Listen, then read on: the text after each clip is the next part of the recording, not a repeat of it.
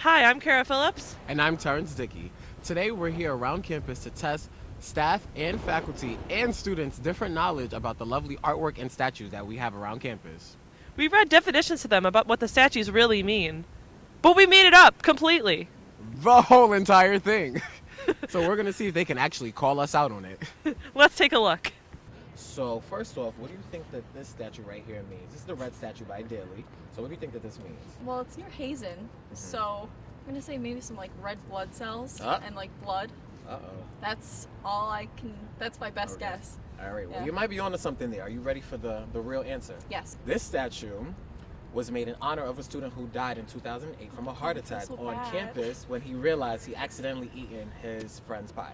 The student was a pre-med major and aspiring pharmacist, just like how you had said, so this statue was a blend of things in his honor. The round red fixtures at the bottom, similar to red blood cells, represent the blood platelets that can build up and stop the flow of blood throughout the body. Did you think you were going to hear that today?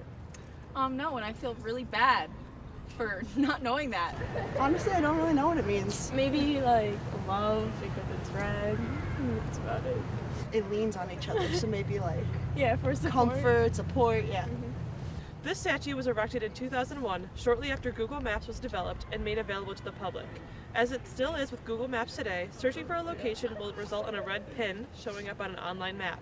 Since SUNY Brockport had just installed new computers on campus, the college president at the time, Albert W. Brown, was unsure how to get his college on the map. So, due to some confusion, Brown mistakenly thought that in order for the college to obtain a pin on Google Maps, an actual giant red pin had to be constructed on campus. He hastily ordered the construction of the statue in an attempt to get Brockport on the map. By the time he realized that's not how he worked, construction had already begun. Cool. That's good to know. Yeah, I guess from like bird's eye view, it looks like a pin. Yeah. What do you think that this statue right here in front of Tower means? I do know that on campus we have different pieces like the Special Olympic fountain all the way across campus. I would have to say it maybe has something to do with that.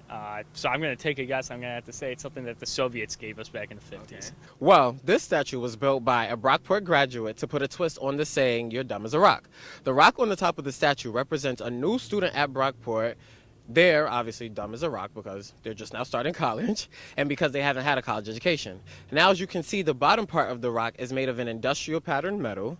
This represents the college at Brockport and the new world, post-industrial age mindset it strives to teach our students. So the statue represents the college at Brockport lifting up a dumb person by giving them an education. How's that? Well, it's definitely not what I was expecting, but now I see it because if you look at the rigid rock, I don't know about you, but I was pretty rigid when I came here. And now the college lifting me up with a steel beam has definitely helped me out. What do you think this statue means? I don't know. It looks kind of like it's like steel holding up some bricks, so maybe like infrastructure. As you can see, the top part of the statue is made of rock, while the bottom is made of metal. This is to represent two genres of music, rock and metal. Ernest Hartwell, who we know was Brockport's first college president, was a huge fan of rock and heavy metal, and had this statue built as a tribute to those genres shortly after the college was founded. And obviously, it's no coincidence he had it built in front of the Tower Fine Arts building, where Brockport's music classes are taught. How do you feel about that? I would not have guessed that. I feel a little surprised. Now, this statue behind us, this is the Prometheus statue in front of the Allen Administration Building. Now, what do you think that this means? Taking like a glance at it. Oh man. I don't know. I see a lot on it. Like there's stuff about theater. There's stuff about like math and science. So I think it probably just kind of represents like how much we offer here. Maybe I don't know. This is actually a statue of Brockport's founder, Wilhelm C. Brock. Brock was a fur trader in the 1700s and would make his living off of an abundant supply of woodchuck and squirrel pelts in the area. According to historical documents, Brock was collecting pelts one day when a vicious snowstorm swept through the area. Brock barely survived the freezing temperatures by huddling around his only torch. After that incident, he realized that removing pelts from animals made them too cold to survive the winter, and he gave up fur trading. A year later, in 1724, he built a schoolhouse on his former trapping grounds, which of course has now progressed into the College of Brockport. Did you think that I was about to say that? Not at all. No. Just take a look at it, and if you could just tell me what you think it means. It's probably something to do with Greek, because it's like Prometheus. That sounds pretty Greek to me. I think it's pretty cool looking. It's in front of the circuit. It's muscular, so it kind of almost makes you want to go work out. This statue was made in memoriam of Jack and Harry Cohn, two of the founders of Columbia Pictures. Columbia Pictures is one of today's major film companies. When they were searching for land to build small sets and studios, one of the towns they looked in was Brockport in Sweden. It was successfully built and lasted 2 to 3 years, but wasn't successful in profits, so they sold the building.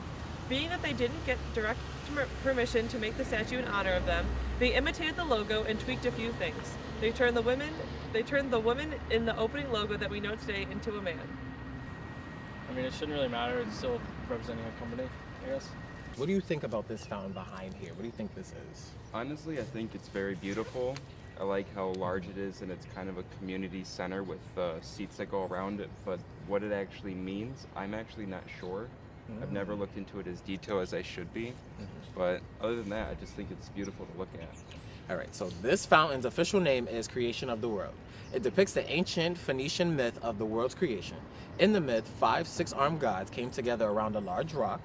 Then they all peed on it, giving it life and creating the earth, the oceans, and the animals. Right. As you can see, the large metal structures surrounding the fountain are stick figure models of the 5 Phoenician gods. Going clockwise, these gods are Akudamus, I'm going to mess up these names, I'm so sorry, No, that's fine. Obo Theonica, Jeff Magarasha, and Alubia Dobo, who are also known in the Phoenicians as the gods of life.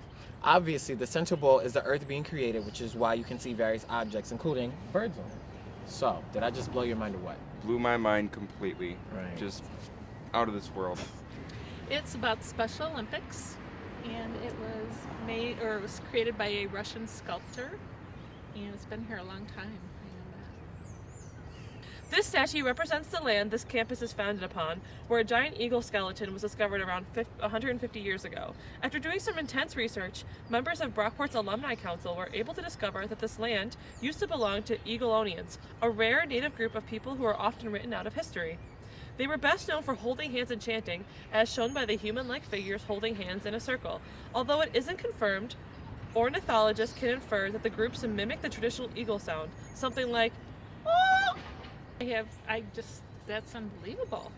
So, this one right here behind us is the eagle statue. So, I just want to know first, what do you think, the statue means? I think it really shows, it's a welcoming sign to campus. It shows everybody that we're proud to be Brockport Golden Eagles, and it's a huge sign of home for us. Early ornithologists at the normal school, before the name was changed to SUNY Brockport, discovered that eagles would take rest breaks here on their long journeys before any school even existed. The rest breaks were actually around the same space as the statue itself and stretched far left to the Union, which is right behind us, and far right to the administration building, which is also over here. The eagles have come and gone, but this one in the ground is always taking flight in remembrance. I had no idea, actually. I had no idea that eagles used to visit by here. That is a very interesting piece of information. Right, so now you have some information to go tell your friends, tell your colleagues. What do you think that statue means? Well, I'm gonna guess it goes with like our mascot. I'm not sure exactly what it means, but something about freedom. Many people think that this statue is a golden eagle, which is Brockport's mascot. However, this is actually not an eagle, but a black-capped chickadee. As you know, the black-capped chickadee is the most abundant bird in the Brockport area and was Brockport's mascot in the early years of the college. When the statue was built, it was supposed to be a chickadee, but the sculptor hired to create the statue tried to make it look intimidating and ended up making it look more like a golden eagle. This was the reason behind the college's mascot change a year later. This statue is also the reason behind the black cap ceremony held on the night of the first full moon of every spring at Brockport, in which Heidi McPherson places a black hat on the statue's head. That's pretty crazy because I thought it was like the other way around, where it has to do with the mascot, but not the mascot like changing for it. So that's different. Well, I don't know about you, Kara, but from the footage, I definitely think that we need to educate our students and faculty more on the artwork and statues we have on campus. Yes, I completely agree. Thank you for watching Talent TV. I'm Kara Phillips. And I'm Terrence Zicky.